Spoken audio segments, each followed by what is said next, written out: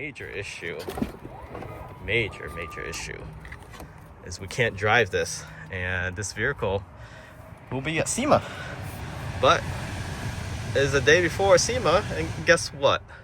While we were driving, this alert came off. Service required. Power limited, okay to drive, rear motor disabled. So before this alert came on, there was a thump noise while we were exiting a highway. So luckily we were exiting going approximately maybe 30 miles per hour. Nothing out of the ordinary, just a exit we normally take. And then we heard this thump noise. And then all this alert just pop up. The vehicle starts shaking, and we can feel it vibrate a little bit at the stoplight. And again, this was just last night, earlier today. So we tried letting it sleep, rest a little bit, but rear motor disabled. One good thing I have to say is Tesla did disable the motor that stopped working. So it could be what people have been complaining about, where they have to get the motor replaced for the tri-motor, dual motor. I heard mostly the dual motor. The rear motor just gives out. There was another buddy of mine from Instagram. His just gave out a couple days ago as well. But both motors, I believe, he just got stranded on the highway. So I'm going to catch up with him later and see what's going on. But right now, we barely able to make it home. We couldn't get on the highway because power was reduced.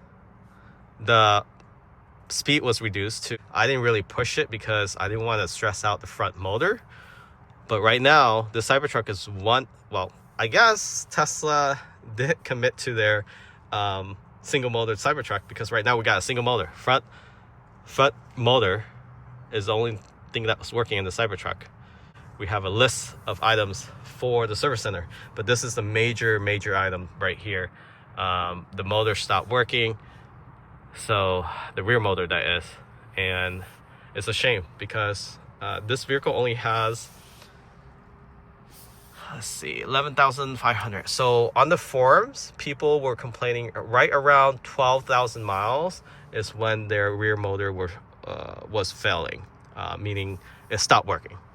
So I'm glad I was on the exit lane, because if I was cruising at 60 or 70 miles per hour and the motor gives out or fail on you like that, I think it's going to put a lot of stress on the front motor, and that might just stop working at that moment in time. So luckily it happened when we were exiting.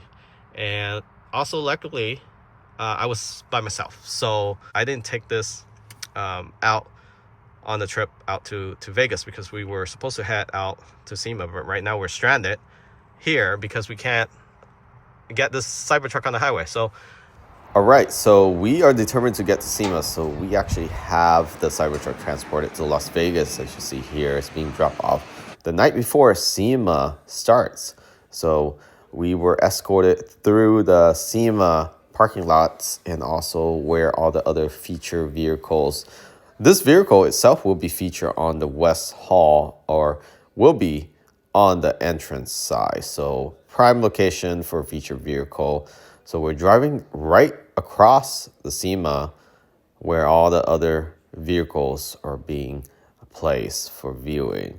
And we also got backstage access with this escort, because we weren't able to, or at least we didn't want to drive through the main street. So we got some escort shortcut pathway to the West Hall coming from the South Hall. So this is where we are cruising through. There's the highway. We're waiting in line to get checked in. There's seems to be a lot of disorganization within SEMA, but again, they have thousands of vehicles coming through, right? So can't blame them for that. But everyone's really helpful when you pull up, and we are front of the line here for feature vehicle check-in. And we'll be driving through some of these featured vehicles itself. There's a South Hall.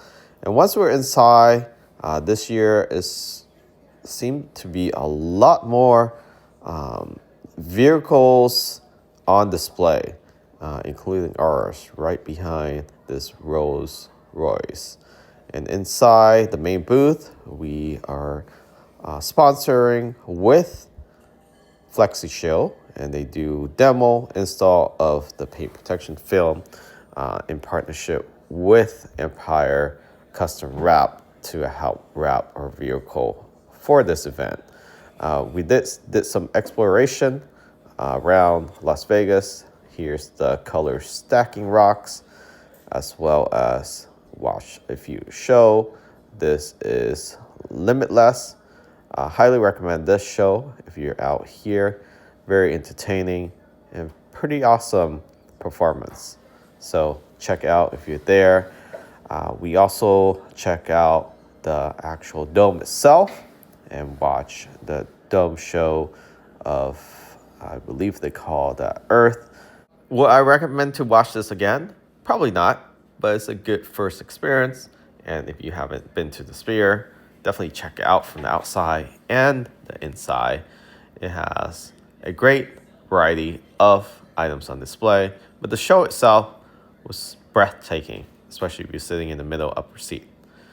Then we also want to mention Unplugged Performance did co-sponsor with us to be out here with the 24-inch CyberHex wheels. So definitely check those out if you have a Cybertruck. Something to mention that SEMA utilizing the Tesla Loop was very useful. And we got through the North Hall, South Hall pretty quickly using the Tesla Loop. And this is something I would highly recommend. There's no fee. You just hop on and hop off. There is a fee between the West Hall and the Hilton if you happen to stay across or you want to check out the Hilton across the street, the new Hilton that is, where they have that food court area. Buy a day pass. It helps going back and forth for a fixed price. But if not, it's about $1 or $2 to get on for one way per person. So the Tesla Loop has been very useful. There really wasn't any hiccup. Sometimes the lines can be pretty long, but other than that, it works pretty well and pretty flawlessly. So something to experience at least once. Drivers are friendly. Everybody's pretty friendly there. And getting through the loop, it's a few minutes, but it beats walking, especially if there's a lot of vehicles and crowds just to get across the street. End of SEMA on the Friday, they do have a parade with all the vehicles on display. They will loop around the actual SEMA Convention Center facility a couple times. And there's a polished Cybertruck. We'll show that video in this brief moment. But again, our Tesla Cybertruck was on display in the West Hall at the entrance. And this is, again, in partnership with FlexiShield, Unplugged Performance, Empire Custom Wrap. And we were able to get this on display. So this is in the midnight blue. So if you're interested in this, check out from FlexiShield. You need it wrapped. And you're in the northern part of Orange County, check out in Temecula, the Empire Custom Wrap. And this is the dually Cybertruck. We also ran across this during our visit to SEMA. It looks a little strange at first. Side profile looks okay. The rear just looks a little bit odd. But whoever designed this definitely did a great job, amazing job in making the fit and finish look like it came from the factory. So that is how it looks like with a dually. Highly doubt the rear turn suspension is functional, so rear steer. This is when we ran across or came across a Cybertruck being polished. So the aluminum or stainless steel is being polished right now. You can see the reflection. It looks okay in person because the panel is not all flat. So there's a lot of waves on certain angles, but overall it looks pretty cool. And just to see the whole process being done live was also an amazing experience. So after that, we transported the Cybertruck back home, and stay tuned. We'll talk about what happened after we got the vehicle back home after transport with Tesla service, what was done, how long it took. So we did take it right straight to Tesla Service Center. And before we did, we did wrap it. But we did get the inverter fixed, and then we wrapped it. So they actually can do a temporary fix by changing the inverter. And now we're back in to swap out the motor itself. So very, very lengthy time in the service center. It took about 3 to 4 days for the inverter to change, and then we got the truck back. Then we got it rewrapped, and then we got the truck back because they wanted to swap out the motor.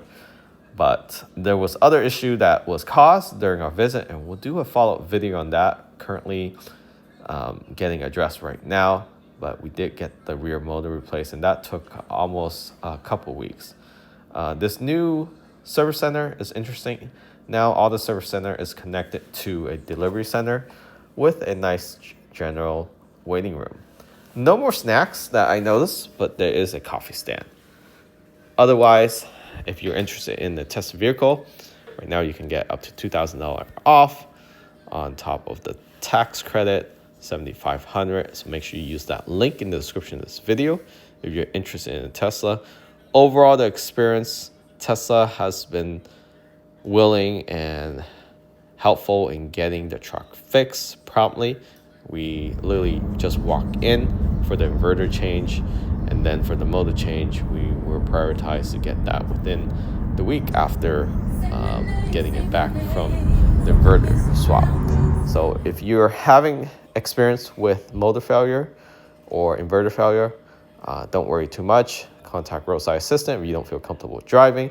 Have Tesla tow it to the nearest service center or to your preferred service center, and then just get a loaner. You'll be able to have the loaner for as long as they have your vehicle. So that's one good thing about Tesla is you can get a loaner. Would I still consider a Cybertruck? Probably yes, because of being able to create content. But if you're a regular Joe and you just need a truck to work and do work activity, I would wait at least a year before getting a Cybertruck until they hash out all the issues and the problems that it's having. First year or second year, would not recommend the first model for sure, but that's my opinion.